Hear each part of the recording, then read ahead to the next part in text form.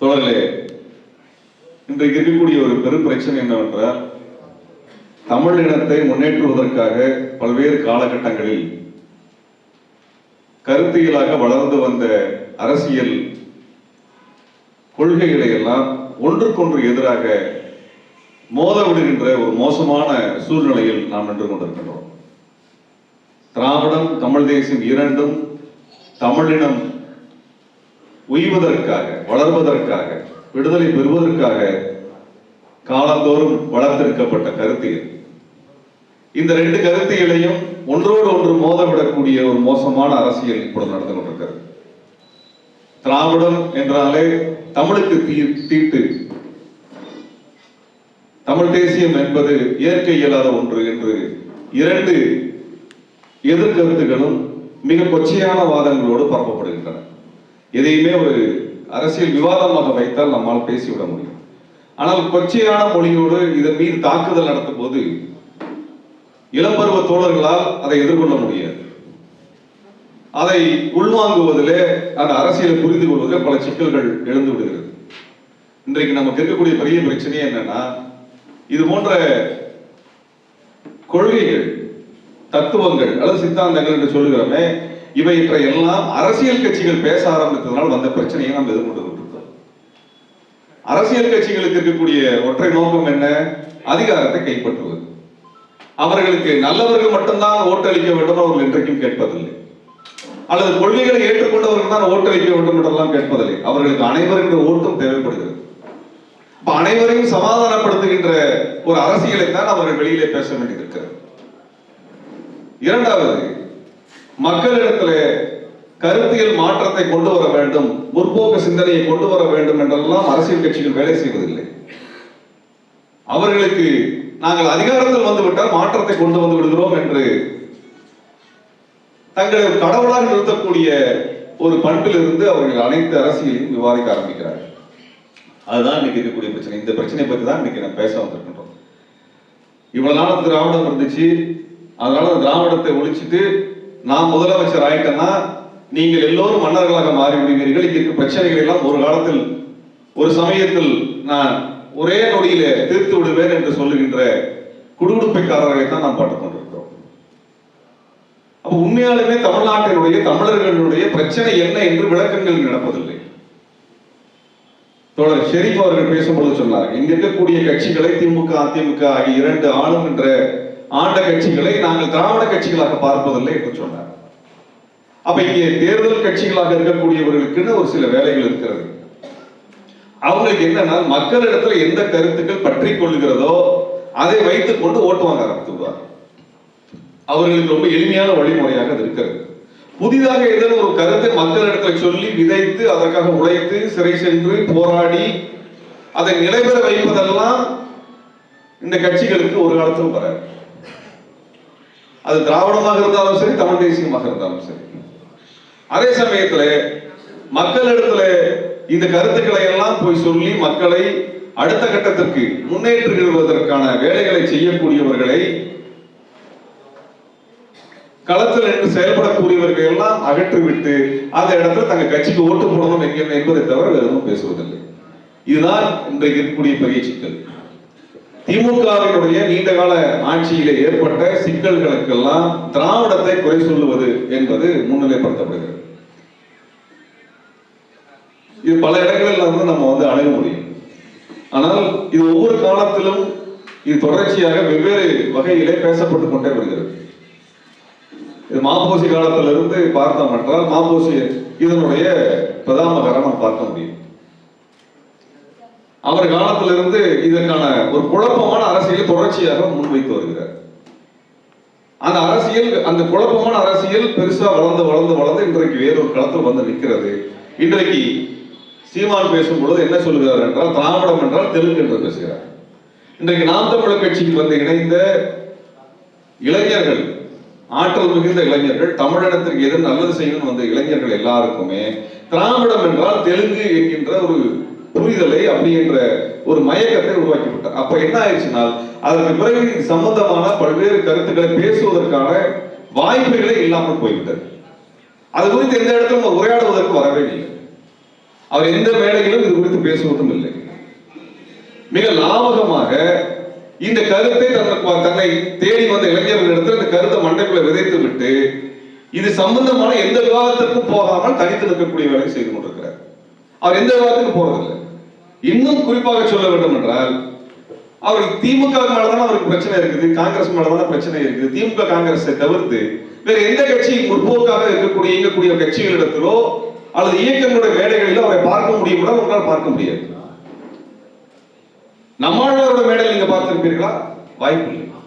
நம்மாழ்வாரினுடைய படத்தை தொடர்ச்சியாக பயன்படுத்தி வருகிறார்.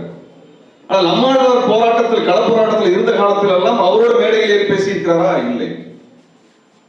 அல்லது இது போல மக்களுக்காக போராடக்கூடிய களத்தில் இருக்கக்கூடிய இயக்கங்களோடு களத்தில் ஏறி நின்று பேசியிருக்காரா? பேசுறதில்லை. ஏனால் அப்படிப்பட்ட ஒரு நிலை ஏற்படும் என்றால் அங்கே கருத்து விவாதம் வரும். அந்த கருத்தியல் விவாதத்தை அவருக்கு பின்னால் வரக்கூடிய அல்லது அவரை தலைவராக ஏற்றுக்கொண்டிருக்கக்கூடிய இளைஞர்களுக்கு கேள்விகளை உருவாக்கும். அந்த கேள்விகளுக்கு அந்த இளைஞர்களிடத்தில் பதில் சொல்வதற்கு ஒரு இடத்துல எந்த பதிலும் இருக்காது, எந்த பதிலும் இருக்காது. அதனால் என்ன பண்ணுவார் என்றால், அவர் என்னைக்குமே தனித்த ஒரு மேடையை தனித்து நிற்பது என்று உருவாக்கி கொள்வது, அதை மட்டுமே ஒரு யுக்தியாக பயன்படுத்தி வருவது நடந்து வருகிறது. அப்ப இருக்கக்கூடிய பிரச்சனை என்ன ஆயிடுச்சுன்னா, அவரை மட்டுமே நீங்க பார்க்கணும், அவரை மட்டும். அதாவது தமிழ்நாட்டில் இருக்கக்கூடிய எந்த ஒரு போராட்டத்துக்கு சென்றாலும் அவர்கள் தனியாக வந்து நிற்பார்கள். அவர்கள் யாரோடும் கலக்கக்கூடாது, யாரோடும் பேசக்கூடாது, யாரோடும் உறவு வைத்துக் கொள்ளக்கூடாது, உரையாடல் நடத்தக்கூடாது, எந்த கூட்டத்திற்கு போகக்கூடாது என்று தனித்து அவர்கள் தனிமைப்படுத்தப்பட்டு தமிழ்நாட்டினுடைய இளைஞர்கள், அவருக்கு பின்னால் சென்ற இளைஞர்கள் என்ன ஆனாங்க, தமிழ்நாட்டுடைய போராட்ட சக்தியாக மாறாமல் போய்விட்டார்.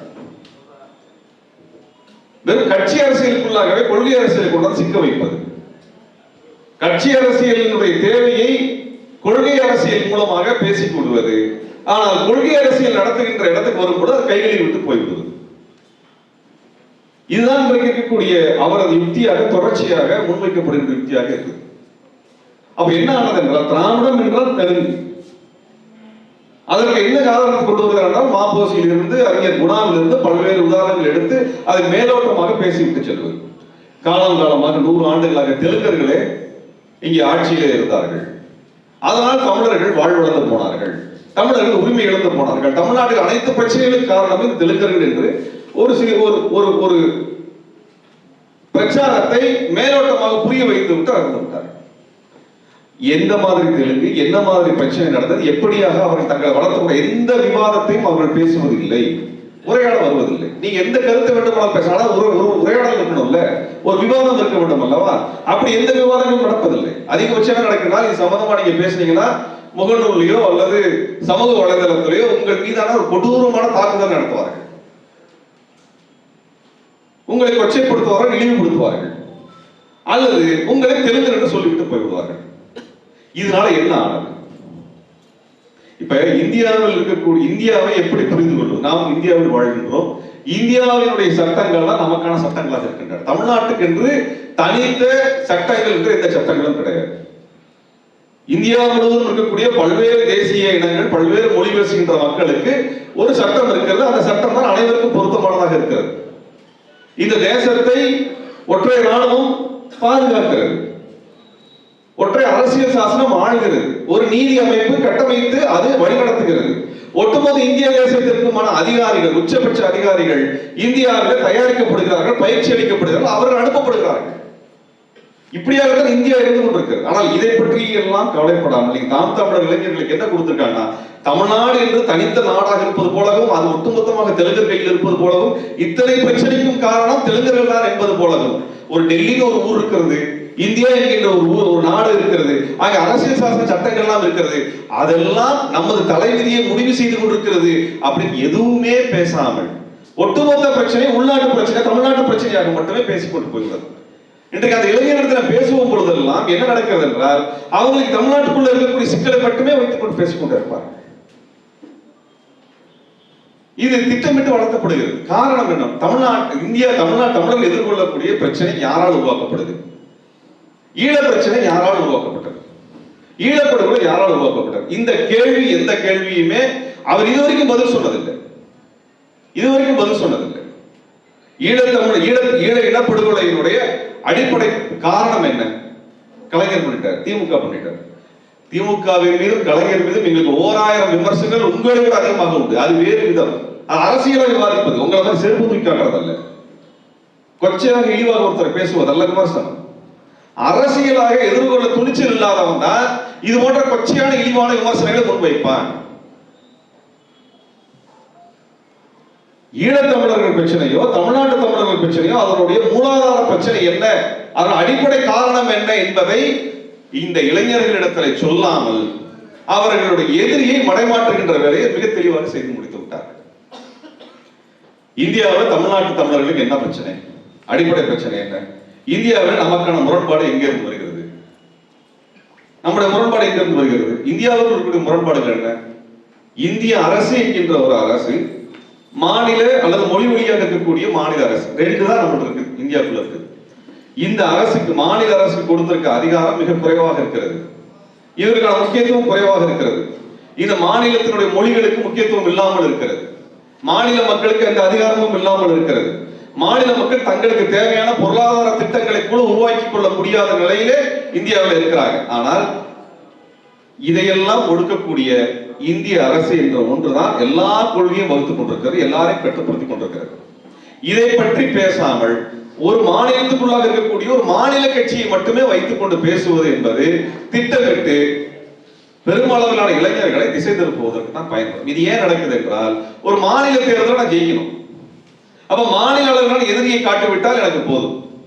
இந்திய அளவில் நான் யார் எதிரி, நம்ம தமிழர்களுக்கு அடிப்படை பிரச்சனை என்பதை எல்லாம் நான் சொல்லி விலக்கி நான் ஓட்டு வாங்குறதை விட, உனக்கு பக்கத்து ஊர்ல இருக்கிறவன் அவனுக்கு எதிரின்னு சொல்லிட்டு சண்டையை மூட்டி விட்டு நான் ஓட்டு வாங்குறது ரொம்ப எளிமையானது, வாக்கு வாங்குவது எளிமையானது. கடைசியில் எந்த இடத்துக்கு போனாலும் ஈழப்படுகொலை என்பது சிங்களவர்கள் சிங்கள பேரினவாதம் செய்தது என்பதை விட தெலுங்கர்கள் செய்தவர் என்று முடித்து விட்டார். எவ்வளவு பெரிய ஒரு அரசியல் விவாதத்தை ரொம்ப எளிமையாக கொச்சையாக அந்த இளைஞர்களை கொண்டு போய் சேர்த்ததுனாலதான் அவனுக்கு அதனுடைய மொத்த பிரச்சனையும் புரியாமல் இருந்தது. மொத்த பிரச்சனையும் புரியாமல் அப்ப தமிழ் இந்தியாவிற்குள்ளாக நமக்கு இருக்கக்கூடிய முதன்மை முரண்பாடு, இந்தியா என்கின்ற கட்டமைப்பு மாநிலங்களை ஒடுக்குகிறது, மொழிவழி மாநிலங்களை ஒடுக்குகிறது. இந்த மொழிவழி மாநிலத்துக்கும் இந்தியாவிற்குமான இந்திய அரசிற்குமான ஒன்றிய அரசிற்குமான முரண்பாடு முதன்மை முரண்பாடாக இருக்கிறது. மக்களிடத்தில் என்ன முரண்பாடு இருக்கிறது? இந்து மதத்திற்குள் சாதியாக எல்லோரும் பிரிக்கப்பட்டிருக்கிறோம், சாதியாக ஒடுக்கப்பட்டிருக்கிறோம். இது ஒரு முக்கியமான முரண்பாடு, முதன்மை முரண்பாடாக இருக்கிறது. இந்த ரெண்டு முரண்பாடு என்பதுதான் இந்தியாவில் இருக்கக்கூடிய அனைத்து தேசிய இனங்களும், தமிழர்கள் மட்டுமல்ல தேசிய இனங்கள் அனைத்துமே எதிர்கொள்ளக்கூடிய பிரச்சனை. இந்தியா முழுவதும் இதுதான் பிரச்சனை. சாதிய ரீதியாக ஒடுக்கப்படுவது, மொழிவழி ரீதியாக மறுக்கப்படுவது, ரெண்டு தான் பிரச்சனை. ஆனால் இவர் என்ன முன்வைக்கிறார் என்றால், ஒரு மொழிவழி மாநிலத்தை இன்னொரு மொழிவழி மாநிலம் ஆக்கிரமிக்கிறது, ஒரு மொழி பேசுகின்ற மக்களை இன்னொரு ஒடுக்கப்படுகின்ற மொழியை பேசுகின்ற மக்கள் ஒதுக்குகிறார்கள், அடக்குகிறார்கள், பிரிக்கிறார்கள். இப்படி வச்சுட்டா நம்ம இன்னொரு மொழிவழி தேசிய இனத்தோட சண்டை போட்டு இருப்போமே மொழிய, நம்ம இரண்டு பேரையும் ஆதிக்கம் செலுத்துகின்ற ஒரு ஒன்றிய அரசை நோக்கி கேள்வியே வராமல் போய்விடும். ரொம்ப எளிமையான விஷயமாக மாறிவிடுது. அப்ப இந்தியாவிற்குள்ளாக இருக்கக்கூடிய பிரச்சனைகளை ஒவ்வொரு கட்சியும் ஒவ்வொரு இயக்கமும் ஒவ்வொரு பாணியிலும் அணுக ஆரம்பித்தார். 100 வருஷத்துக்கு முன்னாடி இது உருவானதுல இருந்து எடுத்து பார்த்தோம் என்றால், இந்த ஜாதியும் இந்த பார்ப்பனியும் தான் பிரதான முரண்பாடு என்று சொன்னவர்கள் தந்தை பெரியாரும் அண்ணல் அம்பேத்கர் அவர்கள். இந்த இரண்டு பேர் தான் இந்தியாவினுடைய அனைத்து மக்கள் வளம் இல்லாமல், மக்கள் உரிமை இல்லாமல் வாழ்வதற்கு இதுதான் அடிப்படை பிரச்சனை என்று இருவர் பேசினார். இங்கே காங்கிரஸ் கட்சி என்ன பேசியது? வெள்ளையர்கள் தான் அனைத்திற்கும் காரணம் என்று பேசியது. வெள்ளையர்களை முன்வைத்து வெள்ளையர்களோட ஆதிக்கம் தான் இதோட முதன்மை பிரதானமான காரணமாக இருக்கிறது என்று சொன்னார்கள். அவர்கள் சொன்னது இந்தியாவிலே வெள்ளையர்கள் ஒடுக்கப்படுகின்ற ஏழைகளின் சார்பில் என்று சொல்லவில்லை, வெள்ளையர்களினால் பாதிக்கப்பட்ட இந்தியாவின் முதலாளிகளின் பார்வையில் இருந்து காங்கிரஸ் கட்சி பேசியது. அப்ப இது இரண்டாவது வழிமுறையாக இருக்கிறது.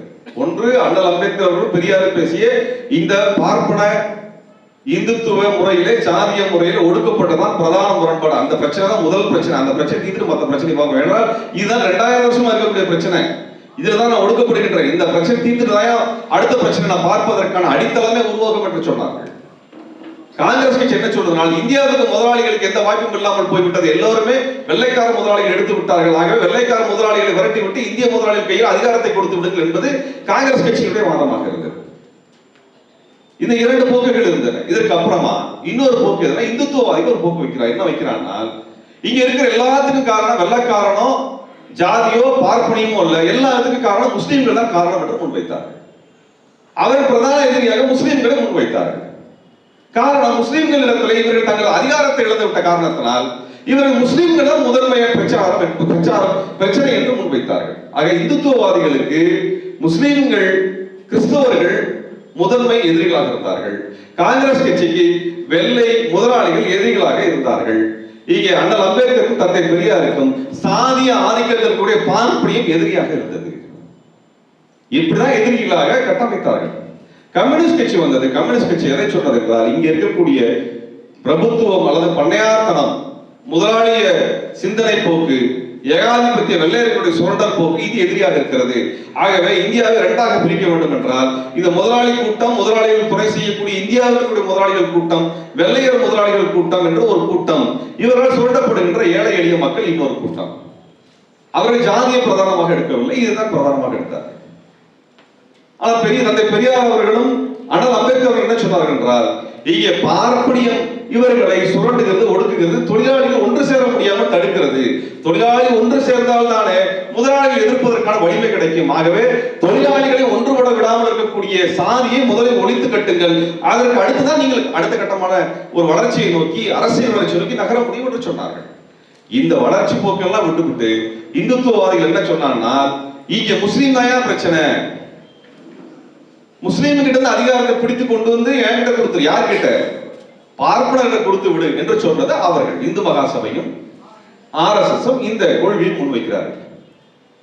இதற்கு நடுவுல மாப்போசி வருகிறார். மாப்போசி என்ன சொல்கிறார்கள், இதெல்லாம் பத்தி பேசுற, நாம் பாரதத்திற்குள் இருக்க வேண்டும், இந்தியாவிற்குள் இருக்க வேண்டும், அதை காங்கிரஸ் கட்சி போன்ற பண்ணையார்களின் ஆதிக்கத்தில் இருப்பதை பற்றி எனக்கு பிரச்சனை இல்லை, கவலை இல்லை. ஆனால் இங்கே மொழி அடிப்படையில் தான் பிரிக்க வேண்டும். இந்த மொழி அடிப்படையில் பிரிக்கக்கூடிய இடத்துல பார்ப்பனர்கள் ஆதிக்கத்தில் இருப்பது அல்லது மறுப்பதை பற்றி எனக்கு கவலை இல்லை என்கிற நிலைப்பாடு இருக்கிறார். அவருக்கு அது சாதி பிரச்சனை இல்லை, அவருக்கு ஜாதி பிரச்சனை இல்லை. இங்கே ஆந்திராக்காரனா தமிழ்நாட்டுக்காரனா இதுதான் பிரச்சனை என்று முன்வைக்கின்றார். அவை இந்த ரெண்டு போக்குகள்ல மாப்போசி வைக்கக்கூடிய போக்குல இதை நீ ஆந்திராக்காரனா தமிழ்நாட்டுக்காரனா, ஆனா அதுல ஒரு தெளிவான ஒரு விஷயத்தை வைக்கிறார். ஆந்திர தெலுங்கர்களை பற்றியான தனியான மதிப்பீடு வைக்கிறார். அது தமிழ்நாட்டில் இருக்கக்கூடிய பிற மொழியாளர்கள் அல்லது இருமொழி பேசக்கூடியவர்கள் தனியாக பிரித்து வைக்கிறார். அவருக்கு என்ன பிரச்சனைனா, இங்க இருக்கக்கூடிய சென்னை மாகாணத்திற்குள்ள, இன்னும் குறிப்பாக சொல்ல சென்னைக்குள்ளே நடந்த நீதி கட்சிக்குள் நடந்த சண்டை, காங்கிரஸ்க்குள் நடந்த இந்த ஆந்திரா தமிழ்நாடு சண்டையை பிரதானமாக முன்வைத்து ஒரு தியரி உருவாக்குறார். அவருக்கு இந்தியா தேவை, இந்தி தேவை, சமஸ்கிருதத்தை பற்றிய பிரச்சனை இல்லை, இந்து மதம் வேண்டும். சங்கராச்சாரியாரோடு சேர்ந்து அவர் கூட்டத்திலே மேலே ஏறி பேசுகிறார். மாப்போசி என்ன பேசுகிறார் என்றால், நான் இந்து மதத்தோடு சேரும் பொழுது 30-40 கோடி இந்துக்கள் எனக்கு நண்பர்களாக சகோதரர்களாக மாறுகிறார், இதுல என்ன தப்பு என்று கேட்கிறார். அது முஸ்லீமோட சேர்ந்தா 100 கோடி முஸ்லீம்களுக்கு உங்களுக்கு நண்பராக வருவானே எவனும் கேட்கல, திரும்பி கேட்கல. அப்ப இப்படிப்பட்ட ஒரு அரசியல் மாப்போசி முன்வைக்கணும். மாப்போசி பேசின அரசியல், மாப்போசி எதையெல்லாம் பேசுகிறார் என்றால், இங்க முஸ்லீம்கள் அவர்கள் தமிழ் என்கிற அடையாளத்தை கடந்து நிற்கிறார்கள், கிறிஸ்தவர்கள் அவர் மதத்தை மட்டுமே முன்னிலைப்படுத்தி நிற்கிறார்கள், பிற மொழியாளர்கள் அவர்கள் நம்ப முடியாது, அவர்களுடைய நலன் சார்ந்து இயங்குகிறார்கள். இடஒதுக்கீடு என்று பேசுகின்ற இந்த கம்யூனல் ஜீவோ வகுப்பு வாரி பிரதிநிதித்துவத்தினால் இங்கே சாதிகளாக எல்லாரும் பிரிந்து போய்விட்டோம். அப்ப பார்ப்பனர்களை அரசியல் ஆதிக்கத்திலிருந்து நீக்குவது தவறு அல்லது அதை நோக்கி நீங்கள் சண்டை போடுவது தவறு என்று மாப்போசி பேசுகிறார். அடுத்தது இடஒதுக்கீடு என்பது தேவையற்ற ஒன்று என்று அவர் பேசுகின்றார். இந்தியாவிற்குள் இருக்க வேண்டும், இந்தியாவிற்குள் தான் எல்லாம் பெற வேண்டும் என்று பாரதத்தோடு சேர்ந்து இருக்க வேண்டும் என்று பேசுகிறார். இந்தி தேவை என்று பேசுகிறார். இந்த ஒரு கொள்கையை அவர் முன்வைத்து பேசக்கூடியதை தமிழ் தேசியம் என்று இன்றைக்கு வசதியாக எடுத்துக் கொள்கிறார். அப்ப இது தமிழ் தேசியம் என்றால் இதற்குள்ளான ஒரு பொருளை வைக்கிறார். என்ன வைக்கிறார் என்றால் சைவத்தை வைக்கிறார், சைவ மதத்தை வைக்கிறார். சைவ மதம் அந்த சைவத்தினுடைய ஆதிக்கத்தை ஏற்றுக்கொண்டு சைவத்தின் வழியாக ஒரு தமிழ் தேசியத்தை படைப்பது என்று முன்வைக்கிறார். நீ இதெல்லாம் எடுத்து பார்த்தோம் என்றால் கடைசியில் என்ன நிற்கிறது என்றால், இந்தியாவிலே யாரெல்லாம் சாதி ஆதிக்கத்தின் காரணமாக பலன் அடைந்தார்கள் என்றால் தமிழ் சமூகத்தில் பார்த்தால் பார்ப்பனர்களும் வெள்ளாளர்களும் இந்த பலனை அடைந்தார்கள். விஜயநகர பேரரசு வந்த பொழுது அதுல ரெட்டியார்கள் சேர்ந்தார்கள். இந்த சமூக, அதாவது தெலுங்கர்கள் இருக்கக்கூடிய அந்த வெள்ளாள சமூகம் சேர்ந்து கொள்கிறது. இந்த மூன்று ஆதிக்க கட்டமைப்பு என்கின்ற புள்ளியில இந்த மூன்றையும் நிராகரித்து ஒரு சமத்துவத்தை முன்வைப்பது என்பது தமிழ் தேசியமாக இருக்க முடியும் என்பதை தமிழரசன் பேசுகிறார். அப்ப இந்த தமிழ் தேசியத்துக்குள்ளாக இத்தனை தெளிவான ஒரு வரையறையை முதலாக வரையறுத்து கொடுத்தவர் தமிழரசன். தமிழரசன் தெளிவாக சொல்லுகிறார். இதெல்லாம் திராவிடம் என்கின்ற அந்த அரசியல் என்பது பார்ப்பனியத்தை எதிரியாக முன்வைக்கிறது. பார்ப்பனர்கள் விட பார்ப்பனியத்தை எதிரியாக முன்வைக்கிறது. மார்க்சியர்கள் எதை எதிரிகளாக முன்வைக்கிறார்கள்? முதலாளித்துவத்தை எதிரியாக முன்வைக்கிறார்கள், அல்லது பண்ணையார்த்தனம் என்று சொல்லி நிலப்பிரபுத்துவத்தை எதிரியாக முன்வைக்கிறார்கள். இரண்டுமே இறுதி என்ன சொல்லுகிறது என்றால், ஏழை எளிய மக்கள், கூலிகள், அவர்கள் உரிமை பெற வேண்டும் என்று சொல்லுகிறது. அதுதான் விடுதலையாக இருக்க முடியும். அதுதான் விடுதலையாக இருக்க முடியும். ஆனால் அது இல்லாமல் இங்க இருக்கக்கூடிய ஆதிக்கத்திற்கு சமரச போக்குகளை வைக்கக்கூடிய மாப்போசியினுடைய தத்துவம் தான் இன்றைக்கு ஐயா மணியரசனாலும் நாம் தமிழராலும் ஒரு கொள்கையாக தமிழ் தேசியமாக முன்னிறுத்தப்படுகிறது. இந்த அடிப்படைகள் எல்லா பிரச்சனையும் பேசுகிறார். அவர் என்ன சொல்றாரு, மாப்போசி என்ன சொல்றாருன்னா, நீங்க வகுப்பு வாரி பிரதிநிதித்துவம் எல்லாருக்கும் இடஒதுக்கீடு கொடுப்பது என்கின்றதுனால சாதி வளர்கிறது, சாதி சங்கங்கள் வருகிறது, அதனால் சாதி வலிமையாகிறது, அதனால் ஒற்றுமை வரவில்லை. இன்றைக்கு எல்லா பிரச்சனைக்கு காரணமே இந்த சாதி சங்கங்களாக நீங்கள் இடஒதுக்கீடு கேட்டதுதான் அடிப்படை காரணமாக என்று பேசுகிறார். அப்ப இடஒதுக்கீடுக்கு எதிரான சித்தாந்தம் அங்க இருக்கிறது. இஸ்லாமியர்களையும் கிறிஸ்துவர்களும் வேறு பண்பாடாக வரையறுக்கிறார். ஆகவே அது ஏற்புடையதாக இருக்கிறது இவர்களுக்கு. யாருக்கு? இந்துத்துவவாதிகளுக்கு. எப்படி பிஜேபியும் சீமானும் ஒரே அணியாக இருக்கிறான் என்று நம்ம சொல்றோம். காரணம் என்னவென்றால், இவனுக்கு இடஒதுக்கீடு தேவையில்லை, இந்த போலி தமிழ் தேசியவாதிக்கும் இடஒதுக்கீடு தேவையில்லை. இவர்களுக்கும் முஸ்லிம்களும் கிறிஸ்தவரும் வேறு பண்பாட்டை சார்ந்தவர்களாக இருக்கிறார்கள், இவர்களுக்கும் அவர் வேறு பண்பாட்டை சார்ந்தவர்களாக இருக்கிறார்கள். இந்துத்துவவாதிகளுக்கு பார்ப்பனியம் என்பது முதன்மை எதிரி அல்ல. உண்மையை சொல்ல வேண்டும், பார்ப்பனியத்தின் ஆதிக்கத்தால் இருக்க வேண்டும் என்பதை இந்துத்துவம் சொல்கிறது. இந்த தமிழ் தேசியவாதிகளுக்கு, அதாவது மாப்போசி வகைப்பட்ட தமிழ் தேசியவாதிகளுக்கு பார்ப்பனியம் ஒரு பிரச்சனை இல்லை, அவர்களும் தமிழர்கள் என்று ஏற்றுக்கொள்ள வேண்டும், அவர்கள் ஆதிக்கம் இருப்பது என்பதில் தவறு இல்லை என்று மாப்போசி வகைப்பட்ட சீமான்கள் சொல்லுகிறார்கள். அப்ப இது ரெண்டுமே ஒன்றுதான். பிஜேபியோட பி டீம் என்று சொல்லுவதை விட ஆர்எஸ்எஸ் பி டீம் என்று சொல்லுவது பொருத்தமானதாக இருக்கு. கொள்கையில பேசுவோம். நீ சீமான் என்ன பேசுகிறார்? பட்டியல் வெளியேற்றம் வேண்டும் என்று பேசுகிறார். இங்கே தெலுங்கு பேசக்கூடிய மக்களை அவர்களுக்கு இருக்கக்கூடிய இடஒதுக்கீடு உரிமையை மறுக்க வேண்டும் என்று பேசுகிறார். முஸ்லிம்களை நீங்கள் கவனத்துடன் கையாள வேண்டும் என்று பேசுகிறார். இது எல்லாமே அவர் சொன்னதான். காஷ்மீருடைய படத்துக்கெல்லாம், அமரன் படத்துக்கெல்லாம் அவர் எதிர்ப்பு தெரிவிக்கும், ஆதரவு தெரிவிப்பதற்கெல்லாம் பல காரணம் இருக்கிறது. அப்ப இந்த ரெண்டு நம்ம அவர் சீமான்ட்ட நேரம் சொல்லுவோம், இந்தியாவை பாரதம் என்று ஏற்றுக்கொண்டு அதை பாரத நாடு என்று சொல்லுகின்ற ஆர்எஸ்எஸ் இடஒதுக்கீடு எதிர்ப்பு கொள்கைக்கும் நீங்கள் இருக்கிறீர்கள். அந்த ஆர்எஸ்எஸ் முன்மொழிகின்ற கிறிஸ்தவ இஸ்லாமியர்கள் வேறு பண்பாட்டை சார்ந்தவர் என்று சொல்லுகின்ற ஒதுக்குகின்ற சித்தாந்தத்தை தான் மாப்போசி பேசுகிறார். அவரையும் நீங்கள் ஏற்றுக்கொண்டு அந்த கொள்கை வழியில் நிற்கிறீர்கள்.